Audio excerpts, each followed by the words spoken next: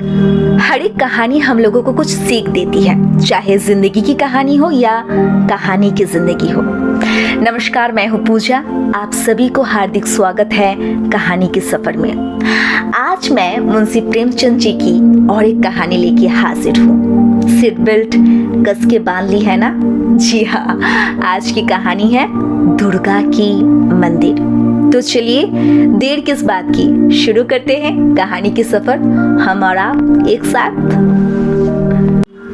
बाबू ब्रजनाथ कानून पढ़ने में मग्न थे और उनके दोनों बच्चे लड़ाई करने में। श्यामा चिल्लाती कि मुन्नू मेरी गुड़िया नहीं देता। मुन्नू रोता था कि श्यामा ने मेरी मिठाई खा ली। ब्रजनाथ ने क्रुद्ध होकर भामा से कहा, तुम इन दुष्टों को यहाँ से हटाती हो कि नहीं? नहीं तो मैं एक एक की खबर लेता हूँ। भामा चूल्हे में आग जला रही थी।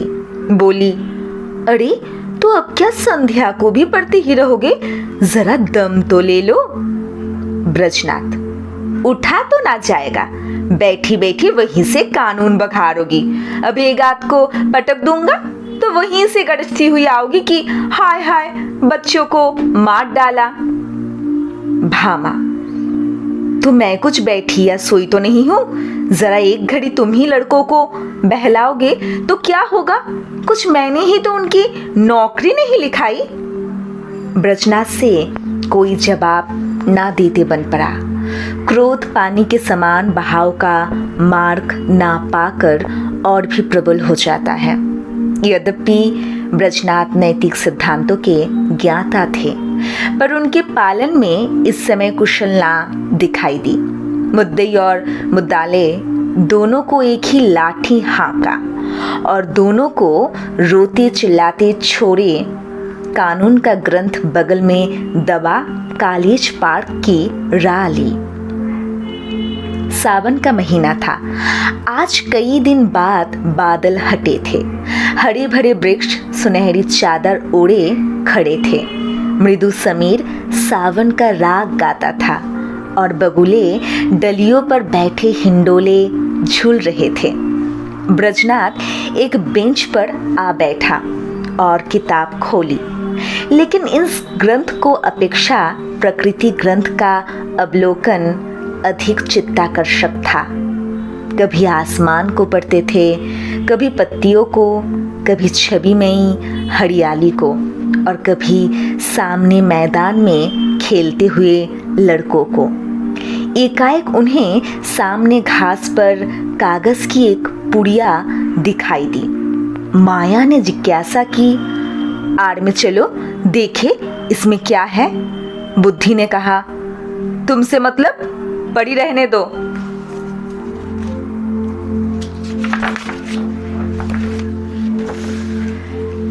लेकिन जिज्ञासा रूपी माया की जीत हुई। ब्रजनाथ ने उठकर पुड़िया उठा ली। कदाचित किसी के पैसे पुड़िये में लिपटे गिर पड़े थे। खोलकर देखा, सावरन थे। गिना पूरे 8 निकले। कुतूहल की सीमा ना रही। ब्रजनाथ की छाती धड़कने लगी। 8 सावरन हाथ में लिए सोचने लगे, इन्हें क्या करूं? अगर यही रख दूं तो ना जाने किसकी नजर पड़े, ना मालूम कौन उठा ले जाए। नहीं, यहाँ रखना उचित नहीं। चलो थाने में इत्तला कर दो और ये सावरन थानेदार को सौंप दो। जिसके होंगे वो अब ले जाएगा, या अगर उसको ना भी मिले तो मुझ पर कोई दोष ना रहेगा। मैं तो अपने उत्तरदायित्वों से मुक्त हो जाऊंगा। माया ने पर्दे की आड़ से मंत्र मारना शुरू किया। वो थाने नहीं गए। सोचा, चलो भामा से एक दिल्लगी करूं, भोजन तैयार होगा, कल इत्मीनान से थाने जाऊंगा।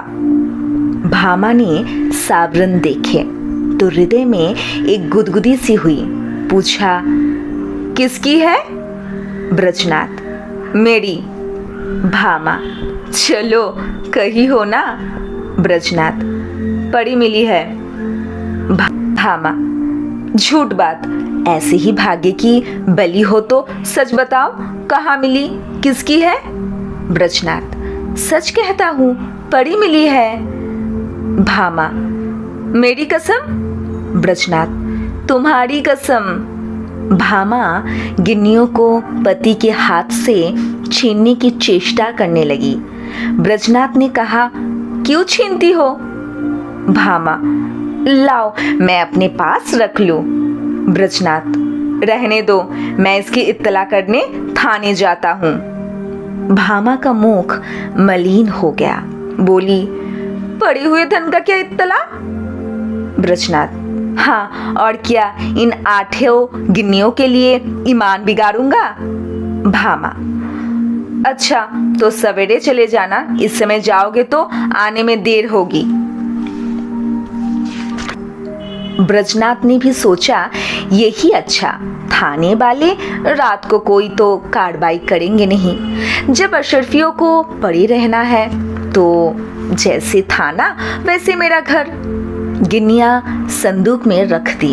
खा पी कर लेटे तो भामा ने हंसकर कहा, आया दिन क्यों छोड़ते हो? लाओ मैं अपने लिए घुलूबंद बनवा लूं, बहुत दिनों से जी तरस रहा है।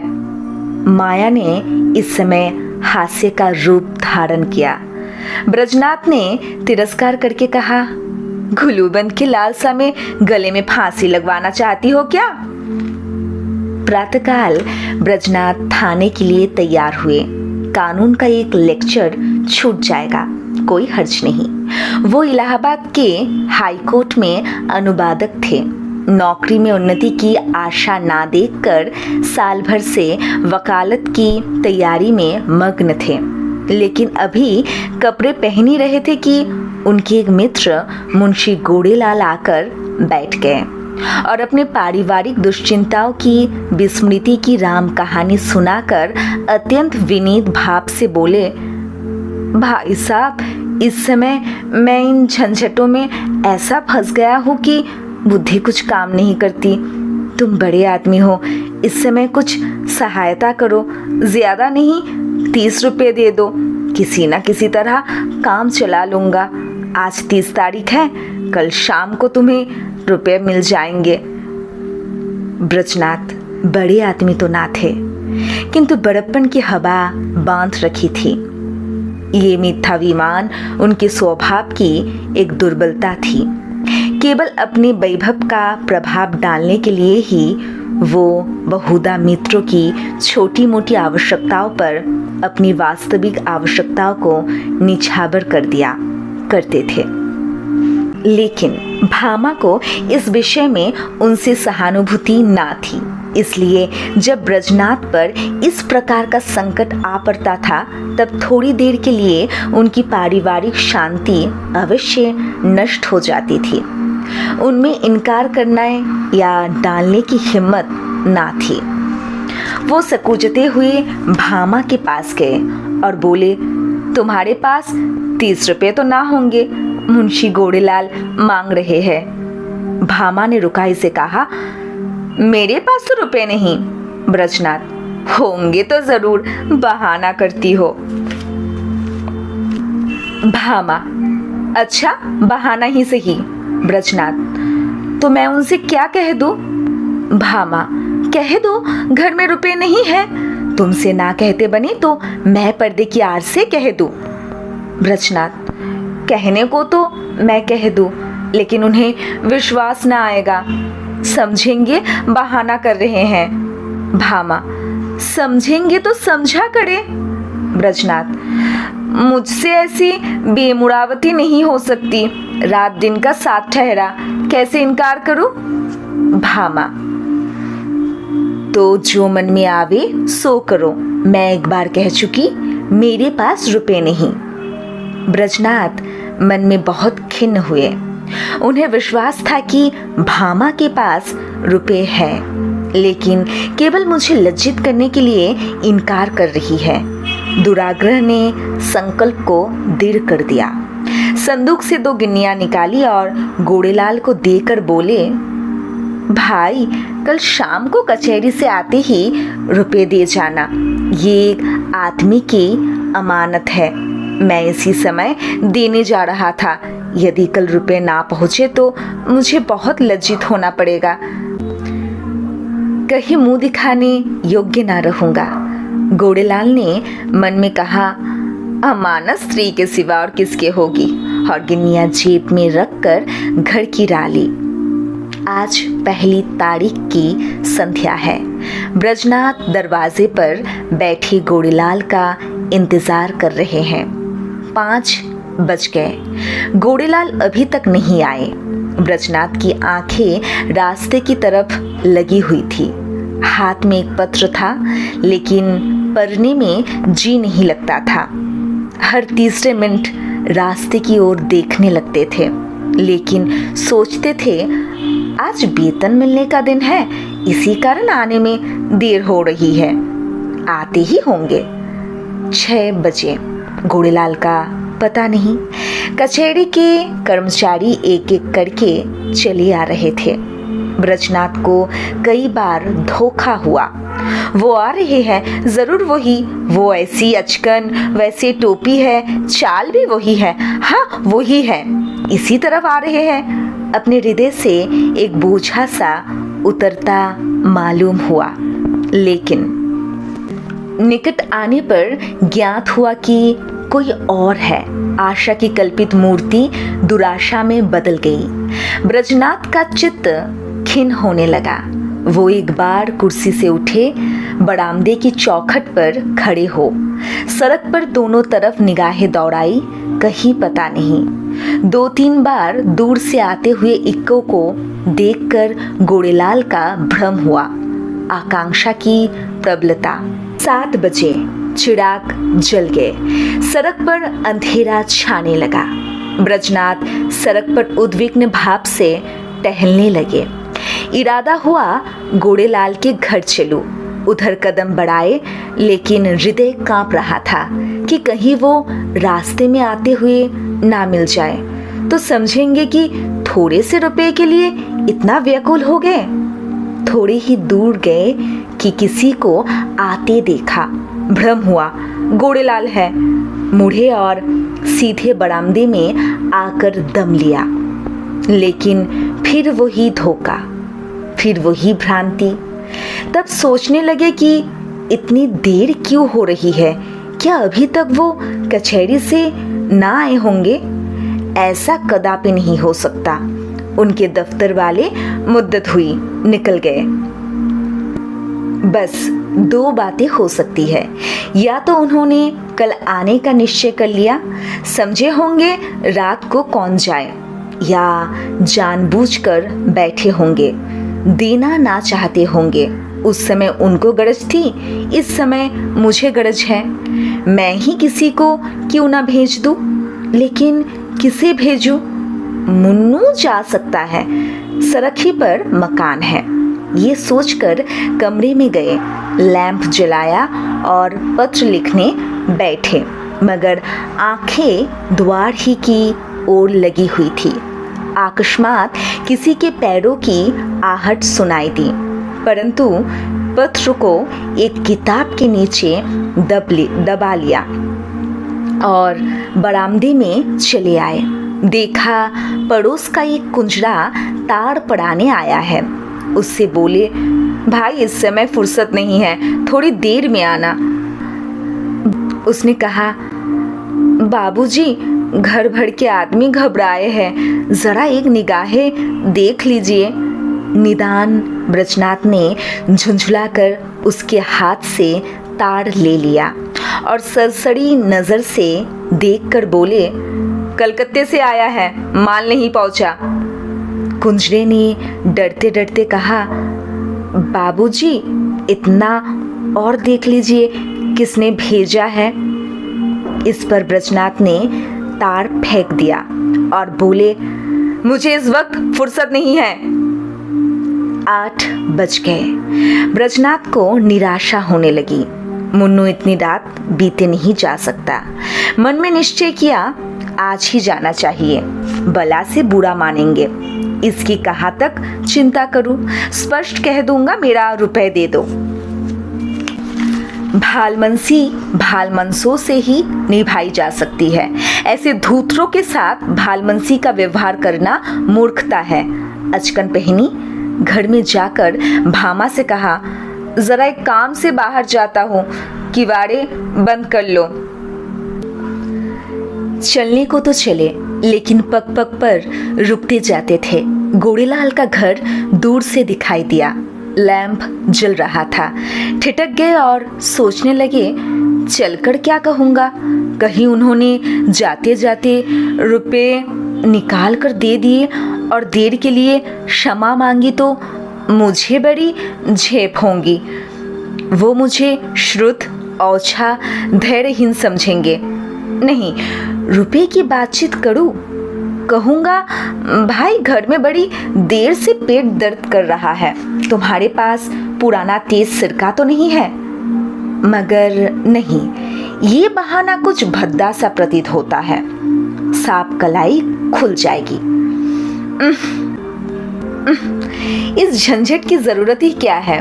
वो मुझे देखकर आप ही समझ जाएंगे। इस विषय में बातचीत की कुछ नौबत ही ना आवेगी।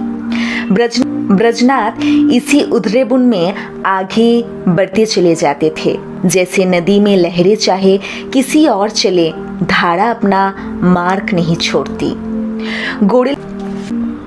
गोड़ेलाल का घर आ गया। द्वार बंद था। ब्रजनाथ को उन्हें पुकारने का साहस ना हुआ। समझे खाना खा रहे होंगे। दरवाजे के सामने से निकले और धीरे धीरे टहलते हुए 1 मील तक चले गए। 9 बजने की आवाज़ कान में आई। गोड़ेलाल भोजन कर चुके होंगे, ये सोचकर लौट पड़े। लेकिन द्वार पर पहुँचे तो अंधेरा था। वो आशा रूपी दीपक बुझ गया था। 1 मिनट तक दुविधा में खड़े रहे। क्या करूं? अभी बहुत सवेरा है, इतनी जल्दी थोड़े ही सो गए होंगे। दबे पांव बरामदे पर चढ़े। द्वार पर कान लगाकर सुना। चारों ओर ताक रहे थे कि कोई कहीं देख ना ले। कुछ बातचीत की भनक कान में पड़ी। ध्यान से सुना। स्त्री कह रही थी, रुपए तो सब उठ गए, ब्रजनाथ को कहाँ से दोगे? गोड़ेलाल ने उत्तर दिया, ऐसी कौन सी उतावली है, फिर दे देंगे। और द्वार खास दे दी है, कल मंजूर भी हो जाएगी। 3 महीने के बाद लौटेंगे, तब देखा जाएगा।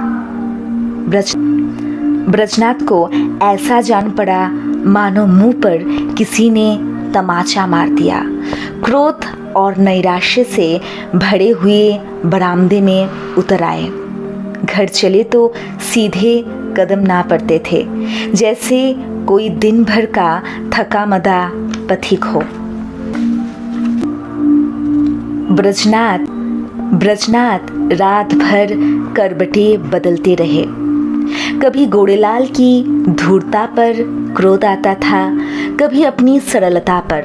मालूम नहीं किस गरीब के रुपए हैं, उस पर क्या बीती होगी। लेकिन अब क्रोध या खेद से क्या लाभ? सोचने लगे, रुपए कहाँ से आवेंगे? भामा पहले ही इनकार कर चुकी है। वेतन में इतनी गुंजाइश नहीं। 10-5 रुपए की बात होती तो कर्तव्यत करता। तो क्या करूं? किसी से उधार लूं? मगर मुझे कौन देगा? आज तक किसी से मांगने का संयोग नहीं पड़ा, और अपना कोई ऐसा मित्र भी है भी नहीं। जो लोग हैं मुझी को सताया करते हैं। मुझे क्या देंगे? हाँ, यदि कुछ दिन कानून छोड़कर अनुवाद करने में परिश्रम करूं तो रुपए मिल सकते हैं। कम से कम 1 मास का कठिन परिश्रम है। सस्ते अनुवादों के मारे दर भी तो गिर गई है। हे निर्दयी, तूने बड़ी दगा की। ना जाने किस जन्म का बेर चुकाया है, कहीं का ना रखा। दूसरे दिन ब्रजनाथ को रुपए की धुन सवार हुई। सवेरे कानून के लेक्चर में सम्मिलित होते, संध्या को कचहरी से तजवीज़ों का पुलिंदा घर लाते और आधी रात बैठे अनुवाद किया करते। सिर उठाने की मोहलत ना मिलते। कभी कभी एक दो भी बच जाते थे। जब मस्तिष्क बिल्कुल शिथिल हो जाता तब विवश होकर चारपाई पर पड़े रहते। लेकिन इतनी परिश्रम का अभ्यास ना होने के कारण कभी कभी सिर में दर्द होने लगता, कभी पाचन क्रिया में विघ्न पड़ जाता, कभी ज्वर चढ़ आता। 30 पर भी वो मशीन की तरह काम में लगे रहते। भामा कभी कभी झुंझलाकर कहती, अजी लेट भी रहो, बड़े धर्मात्मा बने हो। तुम्हारे जैसे 10-5 आदमी और होते तो संसार का काम ही बंद हो जाता। ब्रजनाथ इस वादाकारी व्यंग का उत्तर ना देते। दिन निकलते ही फिर वही चरखा ले बैठते। यहाँ तक कि 3 सप्ताह बीत गए और 25 रुपए हाथ आ गए। ब्रजनाथ सोचते थे 2-3 दिन में बेड़ा पार है, लेकिन 21वें दिन उन्हें प्रचंड ज्वर चढ़ाया और 3 दिन तक ना उतरा। छुट्टी लेनी पड़ी, सैयासेवी बन गए। वादों का महीना था। भामा ने समझा पित्त का प्रकोप है, लेकिन जब 1 सप्ताह तक डॉक्टर की औषधि सेवन करने पर भी ज्वर ना उतरा तब घबराई। ब्रजनाथ प्राय ज्वर में बकझक भी करने लगते। भामा सुनकर डर के मारे कमरे में से भाग जाती। अब बच्चे को पकड़कर दूसरे कमरे में बंद कर देती। अब उसे शंका होने लगती कि कहीं ये कष्ट उन्हीं रुपए के कारण तो नहीं भोगना पड़ रहा है। कौन जाने रुपए वाले ने कुछ कर धर दिया हो। जरूर यही बात है, नहीं तो औषधि से लाभ क्यों नहीं होता। संकट पड़ने पर हम धर्मभीरू हो जाते हैं। औषधियों से निराश होकर देवताओं की शरण लेते हैं। भामा ने भी देवताओं की शरण ली। वो जन्माष्टमी, शिवरात्रि और तीज के सिवा कोई व्रत ना रखती थी। लेकिन इस बार कठिन नवरात्र का व्रत शुरू किया। 8 दिन पूरे हो गए। अंतिम दिन आया। प्रभात का समय था। भामा ने ब्रजनाथ को दवा पिलाई और दोनों बालकों को लेकर दुर्गा जी की पूजा करने के लिए चली। उसका हृदय आराध्या देवी के प्रति श्रद्धा से परिपूर्ण था। मंदिर के आंगन में पहुंची। उपासक आसनों पर बैठे हुए दुर्गा पाठ कर रहे हैं। धूप और अगर की सुगंध उड़ रही थी। उसने मंदिर में प्रवेश किया। सामने दुर्गा की विशाल प्रतिमा शोभायमान थी। उसके मुखरबिंद पर एक विलक्षण दीप्त झलक रही थी। बड़े बड़े उज्जवल नेत्रों से प्रभा की किरणें छिटक रही थी। पवित्रता का एक समा सा छाया हुआ था। भामा इस दीप्त वर्ण मूर्ति के सम्मुख सीधी आंखों से ताक ना सकी। उसके अंतःकरण में एक निर्मल, विशुद्ध, भावपूर्ण भय का उदय हो गया। उसने आंखें बंद कर ली, घुटनों के बल बैठ गई और हाथ जोड़कर करुण स्वर से बोली, माता मुझ पर दया करो। उसे ऐसा ज्ञात हुआ मानो देवी मुस्कुराई। उसे उन दिव्य नेत्रों से एक ज्योति सी निकलकर अपने हृदय में आती हुई मालूम हुई। उसके कानों में देवी के मुंह से निकले ये शब्द सुनाई दिए, पराया धन लौटा दे, तेरा भला होगा। भामा उठ बैठी। उसकी आंखों में निर्मल भक्ति का आभास झलक रहा था। मुखमंडल से पवित्र प्रेम बरसा पड़ता था। देवी ने कदाचित उसे अपनी प्रभा के रंग में डुबा दिया था। इतने में दूसरी एक स्त्री आई। उसके उज्जवल केश बिखरे और मुरझाए हुए चेहरे के दोनों ओर लटक रहे थे। शरीर पर केवल एक श्वेत साड़ी थी। हाथ में चूड़िया के सिवा और कई आभूषण ना थी। शोक और नैराश्य की साक्षात मूर्ति मालूम होती थी। उसने भी देवी के सामने सिर झुकाया और दोनों हाथों से आंचल फैलाकर बोली, देवी, जिसने मेरा धन लिया हो उसका सर्वनाश करो। जैसे सीतार मिजरब की चोट खाकर थरथरा उठता है, उसी प्रकार भामा का हृदय अनिष्ट के भय से थरथरा उठा। ये शब्द तीव्र शर समान उसके कलेजे में चुभ गए। उसने देवी की ओर कातर नेत्रों से देखा। उनका ज्योतिर्मय स्वरूप भयंकर था। नेत्रों से भीषण ज्वाला निकल रही थी।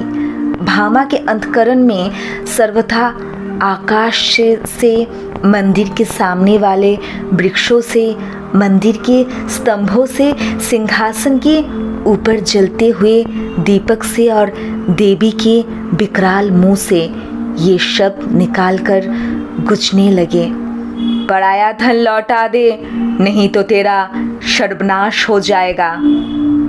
भामा खड़ी हो गई और उस वृद्धा से बोली, क्यों माता, तुम्हारा धन किसी ने ले लिया है? वृद्धा ने इस प्रकार उसकी ओर देखा मानो डूबते को तिनके का सहारा मिला। बोली, हाँ बेटी। भामा, कितने दिन हुए? वृद्धा, कई 1.5 महीना। भामा, कितने रुपए थे? वृद्धा, पूरे 120। भामा, कैसे खोए? वृद्धा, क्या जाने, कहीं गिर गए। मेरे स्वामी पलटन में नौकर थे। आज कई बरस हुए वो परलोक सिधारे। अब मुझे सरकार से 60 रुपये साल पेंशन मिलती है। अब की 2 साल की पेंशन एक साथ ही मिली थी। खजाने से रुपए लेकर आ रही थी, मालूम नहीं कब और कहाँ गिर पड़े। 8 गिन्नियाँ थी। भामा, अगर वे तुम्हें मिल जाए तो क्या दोगी? वृद्धा, अधिक नहीं, उसमें से 50 रुपए दे दूंगी। भामा, रुपए का क्या होगा, कोई उससे अच्छी चीज दो। वृद्धा, बेटी, और क्या दूं? जब तक जीऊंगी तुम्हारा यश गाऊंगी। भामा, नहीं, उसकी मुझे आवश्यकता नहीं। वृद्धा, बेटी, इसके सिवा मेरे पास क्या है? भामा, मुझे आशीर्वाद दो, मेरे पति बीमार है, वो अच्छे हो जाए। वृद्धा, क्या उन्हीं को रुपए मिले हैं? भामा, हाँ, वो उसी दिन से तुम्हें खोज रहे हैं। वृद्धा घुटनों के बल बैठ गई और आंचल फैलाकर कंपित स्वर से बोली, देवी, इनका कल्याण करो। भामा ने फिर देवी की ओर संशक दृष्टि से देखा। उनके दिव्य रूप पर प्रेम का प्रकाश था। आंखों में दया की आनंदायिनी झलक थी। उस समय भामा के अंतःकरण में कहीं स्वर्गलोक से ये ध्वनि सुनाई दी, जा, तेरा कल्याण होगा। संध्या का समय है। भामा ब्रजनाथ के साथ इक्के पर बैठी तुलसी के घर उसकी थाती लौटाने जा रही है। ब्रजनाथ के बड़े परिश्रम की कमाई जो डॉक्टर की भेंट हो चुकी है, लेकिन भामा ने एक पड़ोसी के हाथ अपने कानों के झुमके बेचकर रुपए जुटाए हैं। जिस समय झुमके बनकर आए थे, भामा बहुत प्रसन्न हुई थी। आज उन्हें बेचकर वो उससे भी अधिक प्रसन्न है। जब ब्रजनाथ ने 8 गिन्नियाँ उसे दिखाई थी, उसके हृदय में एक गुदगुदी सी हुई थी, लेकिन ये हर्ष मुख पर आने का साहस ना कर सका था। आज उन गिन्नियों को हाथ से जाते समय उसका हार्दिक आनंद आँखों में चमक रहा है, होठों पर नाच रहा है, कोपलों को रंग रहा है और अंगों पर किलोल कर रहा है। वो इंद्रिय का आनंद था, ये आत्मा का आनंद है। वो आनंद लज्जा के भीतर छिपा हुआ था, ये आनंद गर्भ से बाहर निकला पड़ता है। तुलसी का आशीर्वाद सफल हुआ। आज पूरे 3 सप्ताह के बाद ब्रजनाथ तकिए के सहारे बैठे थे। वो बार बार भामा को प्रेमपूर्ण नेत्रों से देखते थे। वो आज उन्हें देवी मालूम होती थी। अब तक उन्होंने उसके बाहरी सौंदर्य की शोभा देखी थी, आज वो उसका आत्मिक सौंदर्य देख रहे हैं। तुलसी का घर एक गली में था। इक्का सड़क पर जाकर ठहर गया। ब्रजनाथ इक्के पर से उतरे और अपनी छड़ी ठेकते हुए भामा के हाथों के सहारे तुलसी के घर पहुँचे। तुलसी ने रुपए लिए और दोनों हाथ फैलाकर आशीर्वाद दिया। दुर्गा जी तुम्हारा कल्याण करे। तुलसी का वर्णहीन मुख वैसे ही खिल गया जैसे वर्षा के पीछे वृक्षों की पत्तियां खिल जाती है। सिमटा हुआ अंग फैल गया, गालों की झुर्रियां मिट्टी दिख पड़ी। ऐसा मालूम होता था मानो उसका काया कलूप हो गया। वहां से आकर ब्रजनाथ अपने द्वार पर बैठे हुए थे कि घोड़ेलाल आकर बैठ गए। ब्रजनाथ ने मुंह फेर लिया। घोड़ेलाल बोले, भाई साहब कैसी तबीयत है? ब्रजनाथ, बहुत अच्छी तरह हूँ। घोड़ेलाल, मुझे क्षमा कीजिएगा, मुझे इसका बहुत खेद है कि आपके रुपए देने में इतना विलम्ब हुआ। पहली तारीख ही को घर से एक आवश्यक पत्र आ गया और मैं किसी तरह 3 महीने की छुट्टी लेकर घर भागा।